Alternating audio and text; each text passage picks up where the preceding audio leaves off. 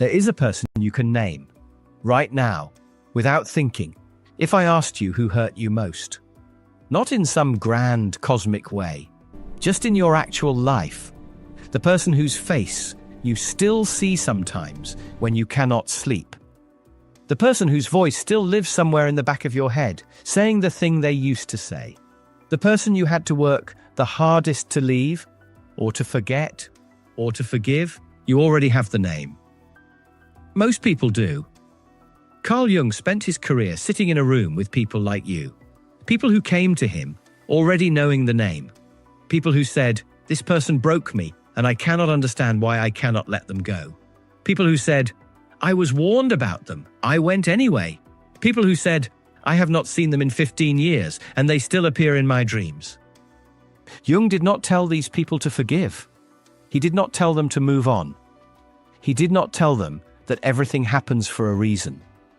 He told them something quieter, something most of us would rather not hear. And it is the teaching I want to spend the next 40 minutes sitting with you on, because it is the part of Jung's work that most people skip past on their way to the more comforting ideas. He said, the person who wounded you most was the person your unconscious could not stop choosing. Not because you are broken, not because you are weak, not because you have bad taste in love, but because something in you, something older than you, something that does not speak in words. Recognize that person before your conscious mind had a chance to weigh in, and recognize them as the one who carried, with terrible accuracy, the exact image your psyche had been searching for. That is the teaching. And it is going to take us a while to understand what it actually means. So let me invite you to settle in. The two strangers inside you. Before I tell you what Jung actually said about the person who hurt you, I need to tell you about two strangers who live inside you. You did not put them there. You did not choose them. Most days you do not know they are there. But Jung said they shape, almost completely, who you fall for, who you fight with, and who you cannot stop thinking about at 3 a.m. Jung called the first one the anima in the case of a man, and the animus in the case of a woman.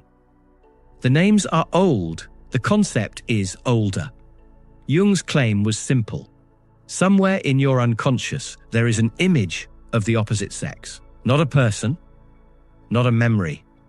An image composed of every encounter you ever had with the masculine or the feminine, starting before you could speak, layered over by every story and every dream, and every silent teaching of your childhood. This image is not a fantasy you invented. It is not a checklist of preferences. It is something deeper than preference. It is a structure inside you, shaped by your earliest attachments, that determines who feels right. When you meet someone who matches this inner image, something happens that has very little to do with conscious choice. You feel recognition. You feel pulled. You feel, to use the word people actually use, fated. The eyes meet. The body responds. The mind tells itself a story. This is the one. This is different. This is what I have been waiting for. What you are actually experiencing, Jung said, is not the other person. You are experiencing your own anima or animus, projected onto a flesh and blood human being who happens to wear the right shape. Robert A. Johnson, one of Jung's most careful students, wrote a small book about this in 1983. The book is called We, Understanding the Psychology of Romantic Love, published by Harper and Row. It is not famous outside Jungian circles, but what Johnson said in that book is one of the most important things anyone has ever written about why we fall in love with the wrong people and why the wrong people feel so unbearably right. Johnson said, romantic love, as we experience it in the West, is not love. It is the projection of a divine inner figure onto a mortal partner. The intensity you feel is real. The recognition is real. The pull is real. But the object of all that intensity is not the person standing in front of you. The object is something inside you that the person, for a moment, is shaped just right to carry. 40 years after Johnson wrote that, two psychologists in upstate New York would prove it from a completely different direction. In 1987, Cindy Hazan and Philip Shaver published a study in the Journal of Personality and Social Psychology, volume 52, that has become one of the most cited papers in the history of relationship research. They published a love quiz in a local newspaper. 1,200 people answered it. The questions were simple. 3 short paragraphs describing how someone might typically feel in romantic relationships. Choose the one that sounds most like you. What Hazan and Shaver found was that the way you love as an adult is almost perfectly predicted by the attachment patterns laid down in you before you were 3 years old. The same nervous system that learned in your crib whether your caregiver could be trusted to come back is the nervous system you bring into your romantic life 40 years later. The unconscious does not start fresh when you grow up. It runs the same software. This is the part most people miss when they dismiss Jung's work as old or as mystical. He was not being mystical. He was describing in 1945 and 1955 and 1961 what neuroscience and attachment research would not catch up with for another 50 years. That the brain pattern matches faces and voices and smells against templates laid down in early life, and that those templates fire long before conscious awareness has a chance to intervene. So when you meet the person who feels like home, before they have said a single word, your body is telling you something true. It is just not telling you what you think it is telling you. The other stranger, the shadow. The second stranger inside you is harder to talk about. Jung called this one the shadow. The shadow is not the bad part of you. That is the easy version, the one that gets posted on Instagram. The shadow is something more specific. It is everything about yourself that you could not afford to keep growing up, so you stored it somewhere you could not see it. If your family rewarded you for being calm, your anger went into shadow. If your family rewarded you for being strong, your softness went into shadow. If your family rewarded you for being agreeable, your boundary went into shadow. If your family did not have space for your hunger, your need went into shadow. None of this is conscious. Children do not decide to repress traits. They simply learn, very early, which traits are safe to keep and which traits cost too much to express. The traits that cost too much do not disappear. They go into shadow. They live there, and they do not stay quiet. Jung's most disturbing observation about shadow is this. The parts of yourself you cannot see, you will see in someone else. The trait you cannot tolerate in yourself is the trait that, more than any other, you will notice in your partner. Sometimes you will notice it because they actually have it. Sometimes you will notice it because you are projecting it. Most of the time, both are happening at the same time. The person who hurt you most was almost certainly someone who carried your shadow back to you in a form you could not ignore. This is the part that matters. If your anger went into shadow, you fell for someone whose anger you could not regulate. If your need went into shadow, you fell for someone whose need overwhelmed you. If your boundary went into shadow, you fell for someone who could not respect a boundary because they could not see one. The pattern is not random. The pattern is precise. The unconscious finds the exact shape that corresponds to what you exiled in yourself. This is why the wound went so deep.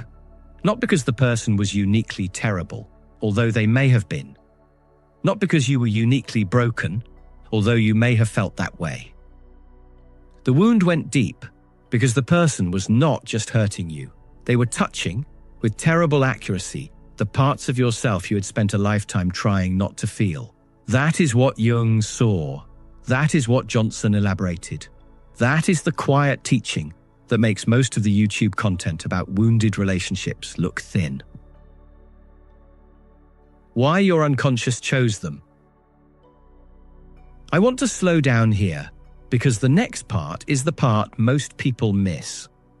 I have a guess about why this teaching works. I am about 60% confident in it. I want to share it with you, but I want you to know I am sharing a working theory, not a settled fact. My guess is this: your unconscious is not malicious. It is not punishing you. When it pattern matches onto a person who carries your shadow and your anima or animus, it is not setting you up for harm. It is doing something much more interesting. It is trying to surface the material it needs to integrate by finding it in the only place it can: another person. The unconscious cannot integrate what it cannot see, and it cannot see itself. So it projects. It puts the buried material onto a screen. The screen is another human being. There is a Jungian analyst named James Hollis who wrote a book about this in 1998. The book is small. It is published by Inner City Books. Almost nobody outside the Jungian world has read it. The book is called The Eden Project: In Search of the Magical Other. Hollis's argument cuts deeper than almost anything else I have read on this subject. He says we all carry in our unconscious a fantasy he calls the Eden Project.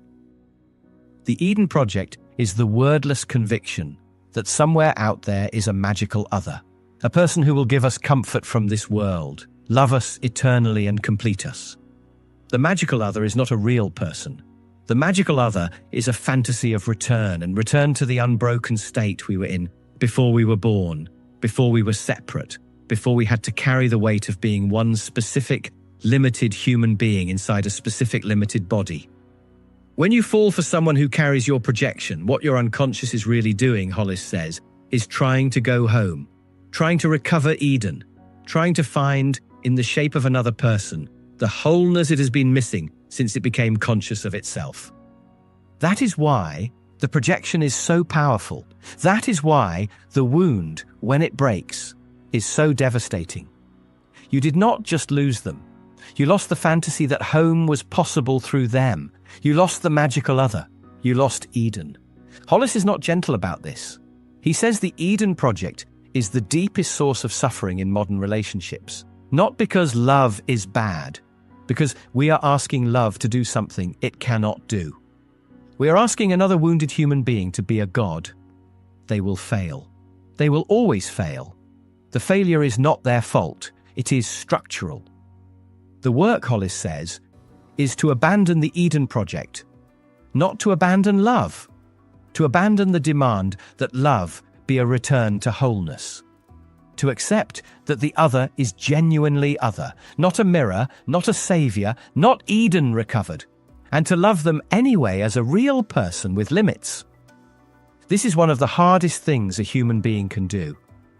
Jung wrote a sentence about the encounter between two people that I want to read to you carefully. It is from his collected works, Volume 16, The Practice of Psychotherapy. He wrote, "The meeting of two personalities is like the contact of two chemical substances. If there is any reaction, both are transformed." Both are transformed, not one, not the wounded one, both. The person who hurt you was not unaffected by the encounter. They were carrying their own shadow, their own anima or animus, their own buried material, their own Eden project. When the two of you collided, what happened was not a moral story about a victim and a perpetrator, although those roles may have been clear. What happened was a chemical reaction between two unconscious systems, and both systems came out of it changed. You may not feel changed in a good way. You may feel scarred. You may feel that the only thing the encounter taught you was how to be more careful, more guarded, more closed. That is a real outcome. Jung would not have argued with it, but he would have asked you gently to sit with this question.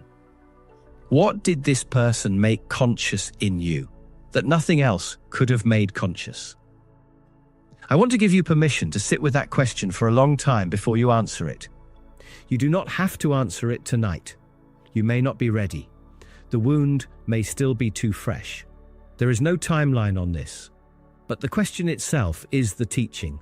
The question is what Jung was offering, not an answer, a question.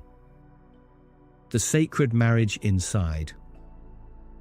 Jung wrote a book called Mysterium Coniunctionis. It is his most difficult book. Most people who try to read it stop after the first 100 pages. I am not going to ask you to read it. I am going to tell you what is in it. Jung spent 20 years studying medieval alchemy. Not because he believed alchemists could turn lead into gold, because he saw that alchemists, when they wrote about the marriage of Sol and Luna, of king and queen, of sulfur and mercury, were not really writing about chemistry. They were writing, without knowing it, about the marriage of two parts of the human psyche, the conscious self and the unconscious, the ego and the shadow, the masculine and the feminine inside each of us, the known and the unknown. Alchemy, Jung said, is what the medieval mind did with the longing modern people would later call individuation.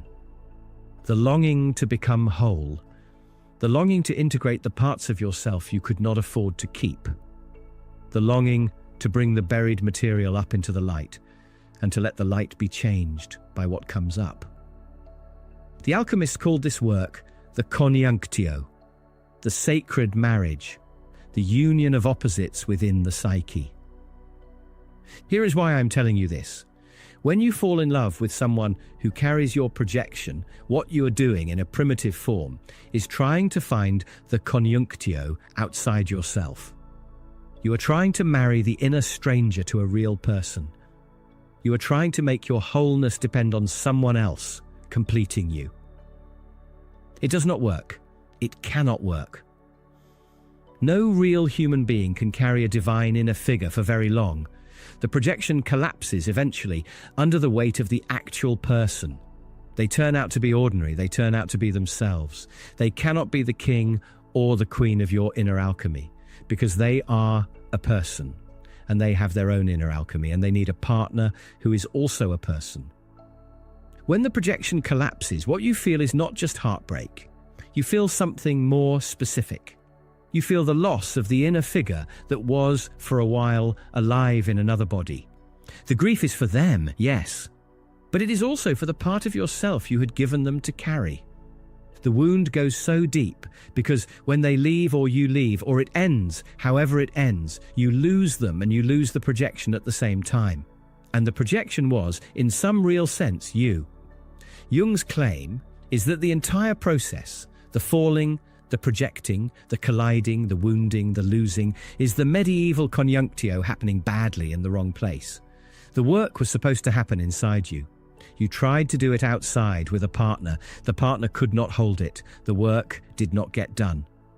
But the material got surfaced. That is what most people miss. The material got surfaced. The shadow got seen, even if you saw it as their behavior rather than your own buried trait. The anima, or animus, got pulled up out of the unconscious, even if it was carried by someone who could not hold it. The work that the alchemists did in solitude, you tried to do in love. It went badly. It surfaced what needed surfacing. The question now is what you do with the surfaced material. Atmospheric break. The kitchen at 11. You are standing in the kitchen. It is 11 at night. You have already gone through your day. You have already done the things that distract you. You have already had the meal, watched the screen, scrolled the feed. The day is over, and you are standing in your kitchen, and the silence has caught up with you. This is the hour, Jung said, when the unconscious speaks. Not in dreams, not in visions. In the small, quiet moment when you have run out of distractions, and you are alone with the texture of your own life. The thought comes up unbidden. It is about them. It is always about them. You think, I was supposed to be over this by now. You think, it has been months or years and I am still here. You think, what is wrong with me? I want to tell you as gently as I can that nothing is wrong with you. There is a film by Michel Gondry, written by Charlie Kaufman, called Eternal Sunshine of the Spotless Mind. You have probably seen it. The film is about a man and a woman who go through a procedure to have each other erased from their memories after a painful breakup. They sign up for it because they cannot bear what they remember. They want it gone. What the film shows, scene by scene, is that you cannot actually erase another person from yourself. The memories can be removed. The person cannot, because the person was never just a person. The person was the carrier of something you put onto them. The shadow you saw in them, the light you saw in them, the hope, the fear, the recognition. Take away the memories, and what is left is the shape inside you that was looking for them in the first place. In the last scene, the two characters meet again. They have no memory of each other, but something in them recognizes. Something underneath the memory wakes up. They walk toward each other anyway, knowing the relationship will probably break the same way again, knowing they cannot help it, knowing the recognition is older than the memory. That is what Jung was describing. That is the unconscious. The thought of them at 11 at night, in your kitchen, is not a sign that you have failed to move on.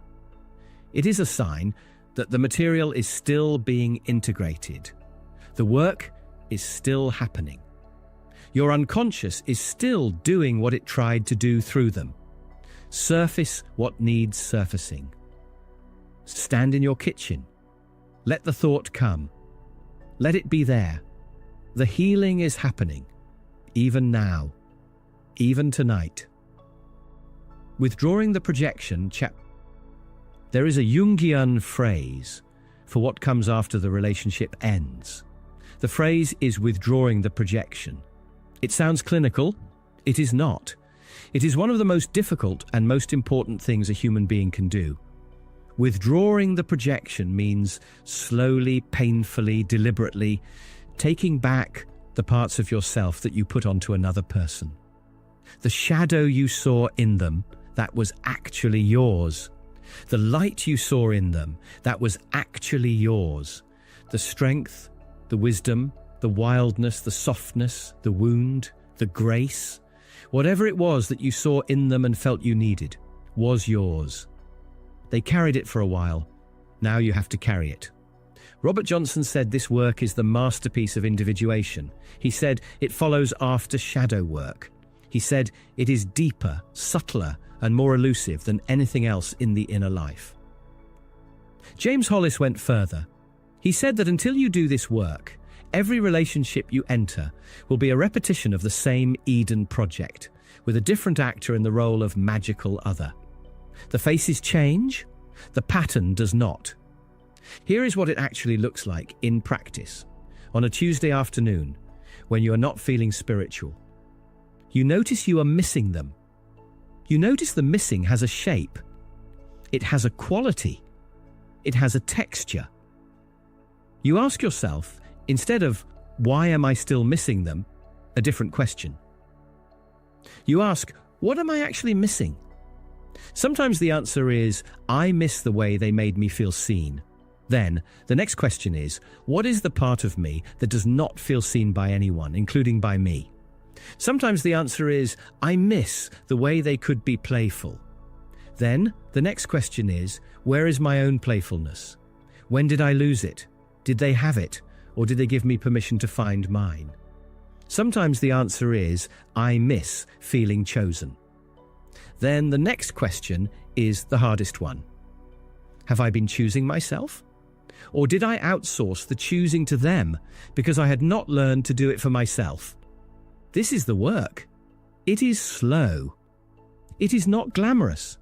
It does not produce content for Instagram. It happens in the quiet. It happens over months and years. It happens whether you are in another relationship or alone. It happens because you are paying attention to the projection and you are slowly bringing it back inside. When the projection is fully withdrawn, the person who hurt you most is no longer haunting you, not because you have forgotten them.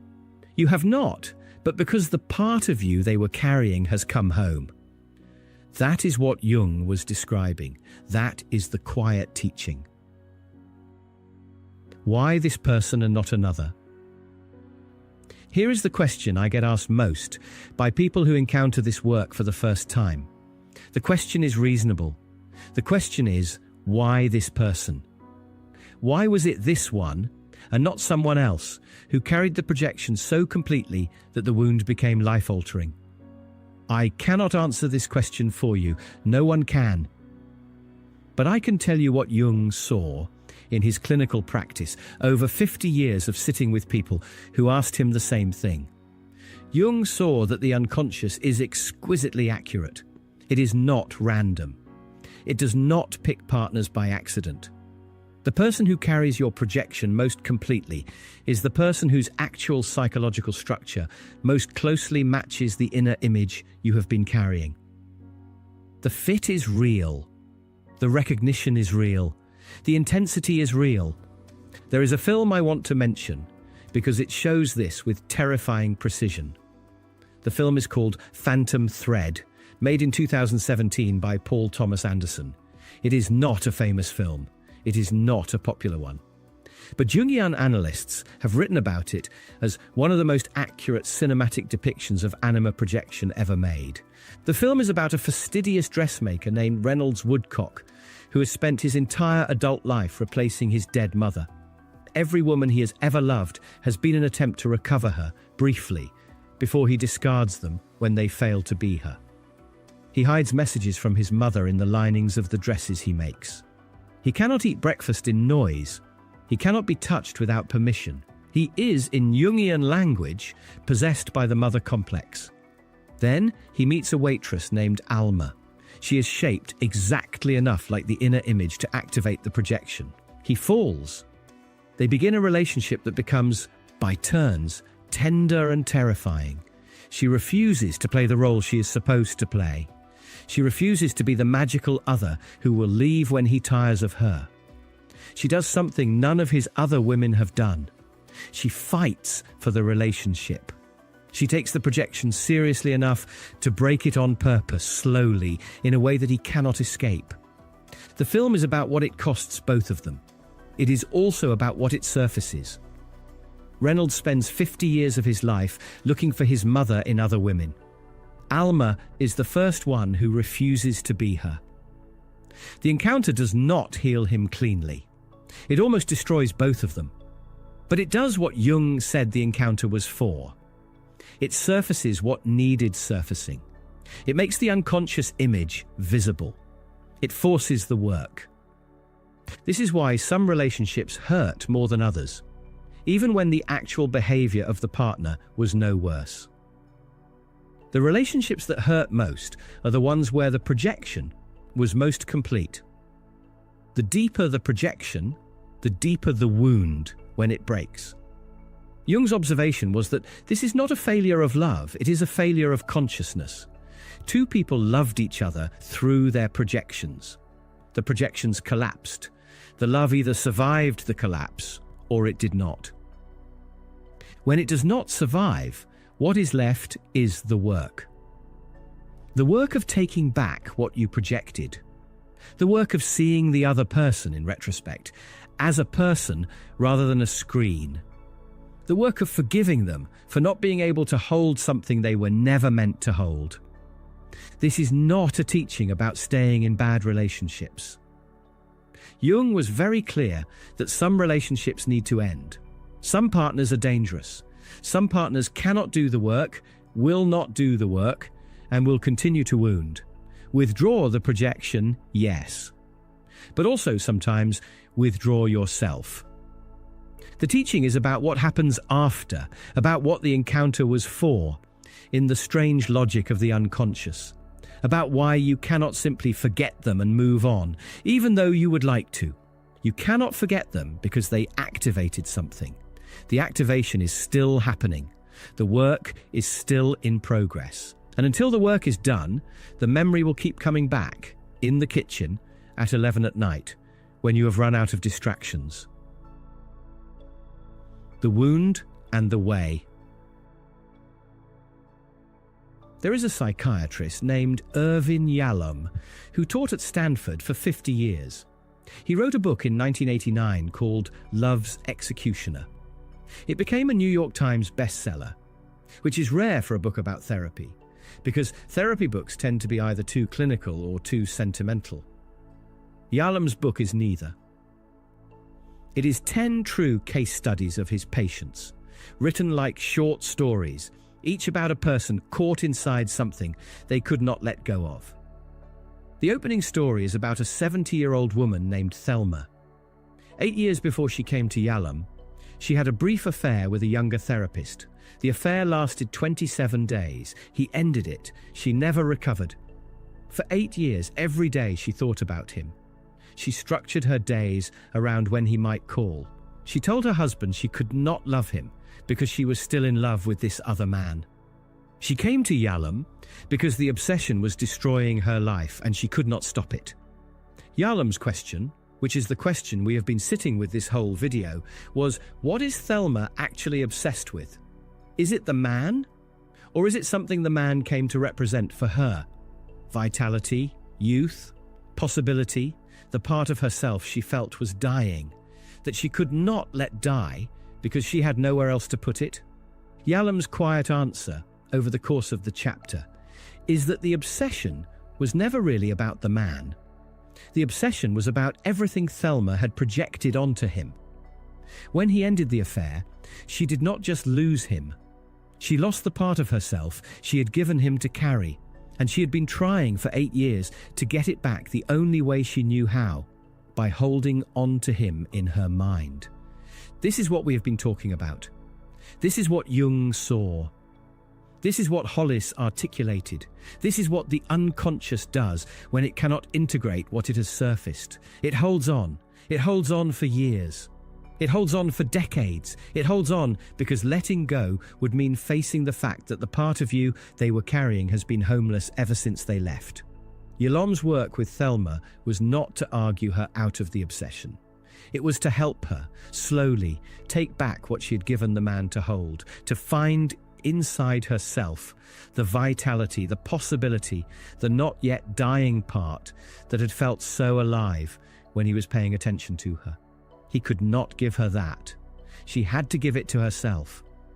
Once she did, once she could feel her own aliveness without him, the obsession started to loosen. Not because she had moved on, because the projection had come home. This is also where Dante's poem comes back. Dante wrote in the early 1300s about a man lost in a dark wood, midway through his life. The man had loved a woman named Beatrice. She had died young. The man's grief was unmanageable. In the poem, Beatrice does something strange. From paradise, she sees that Dante is lost. She sees that he cannot find his way out of the wood. She sees that he is going to be destroyed by his own confusion if no one intervenes. So she sends a guide, but she does not send the guide to lift Dante out of the wood. She does not send the guide to teach him to avoid the dark places. She sends the guide to take him down. Through hell, all the way down, past every circle of suffering, past every soul that did not survive its own confusion, past the lowest point a human being can imagine. And only then, after the descent is complete, does the guide bring him up the other side through purgatory toward light. Beatrice did not send Dante around hell, she sent him through it. Jung loved this poem. He loved it because he saw in Dante's journey the same pattern he was seeing in his clinical practice. The pattern was, there is no way around the wound, there is only the way through it. The descent, Dante's poem says, is the medicine. I am not going to tell you the wound was a gift. I do not believe that. I do not think Jung believed that. The wound was a wound. It was not deserved. It was not a cosmic test. The person who inflicted it bore responsibility for what they did, and the responsibility does not transfer to you. But I am going to tell you what Jung saw, and what Dante saw, and what Yalom watched happen in his consulting room over 50 years. The descent is the medicine. The way through the wound is the way the soul gets the material it needs to become more itself. There is research that confirms this from a direction Jung could not have anticipated. Richard Tedeschi and Lawrence Calhoun, two psychologists at the University of North Carolina at Charlotte, have spent more than 30 years studying what they call post-traumatic growth. Their finding is careful. They found that a substantial portion of people who survive serious trauma report at least one positive change as a result. The change is not the trauma being good. The change is the human capacity to make meaning out of what cannot be undone. The 5 domains where Tedeschi and Calhoun documented growth, a deeper appreciation of life, stronger relationships with the people who matter, increased personal strength, the recognition of new possibilities and spiritual deepening. Notice that the growth is not the absence of the wound. The growth is the soul's response to the wound. The wound stays. The wound never goes away completely. But what grows up around it is real, measurable, and consistent across cultures and trauma types. Jung called this individuation. Tedeschi and Calhoun called it post-traumatic growth. Dante called it the journey through hell. Yalom called it taking back the projection. They are talking about the same thing. The descent is the medicine. Not because the descent was deserved, because it happened, and the soul, given enough time and enough honesty, can metabolize it. What to do tonight? I want to give you something practical, because I know that beautiful ideas without practical handles do not last past the end of the video. Tonight, before you sleep, I want to invite you to do one thing. Take out a piece of paper or open a note on your phone. It does not matter which. Write the name of the person who hurt you most. Just the name. Nothing else yet. Sit with it for a moment. Let yourself feel whatever comes up. Anger, grief, confusion, tenderness, exhaustion. Whatever is there is what is there. Then, underneath the name, write a single sentence. The sentence is, what this person made me see in myself was... You may not know how to finish the sentence. That is fine. Sit with it. Let your unconscious work. Sometimes the answer comes immediately. Sometimes it comes in 3 days. Sometimes it comes in a year. You are not on a deadline. The point is not to finish the sentence tonight. The point is to ask the question. Asking the question is the work of withdrawing the projection. Asking the question is the beginning of taking back what they were carrying. Most people, in my experience, never ask this question. They ask other questions. Why did they do it? What is wrong with them? What is wrong with me? Why can I not move on? Those are reasonable questions. They are also questions that keep the projection in place, because they keep the focus on the other person. They keep the other person as the carrier. The question Jung is asking you is different. Jung is asking, what did this person make conscious in you that nothing else could have made conscious? It is the question that begins the descent. It is also the question that ends it. Closing. I started this video by telling you there is a person you can name right now. Without thinking, the person who hurt you most. I want to come back to that name as we close. You may be carrying that name as a wound. You may be carrying it as a question. You may be carrying it as something you have not figured out what to call yet. Whatever you are carrying, I want to suggest that the name is not just a name. The name is also a doorway. Through the doorway is the part of yourself that you exiled long before you ever met them. Through the doorway is the inner image that was looking for a body to wear. Through the doorway is the alchemical work that wanted to happen inside you and tried awkwardly to happen through them instead. The work is still in front of you. The work is yours. Jung did not promise you healing. He did not promise you closure. He did not promise you that the wound would stop hurting.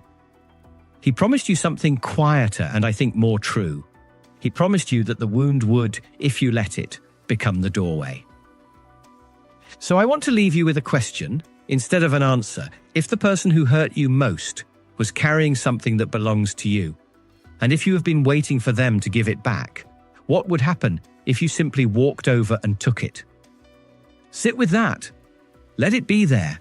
Take your time. The descent is the medicine. The wound is the way. And the soul, given the silence to do its work, will know exactly what to do next. Good night. I will see you on the next one.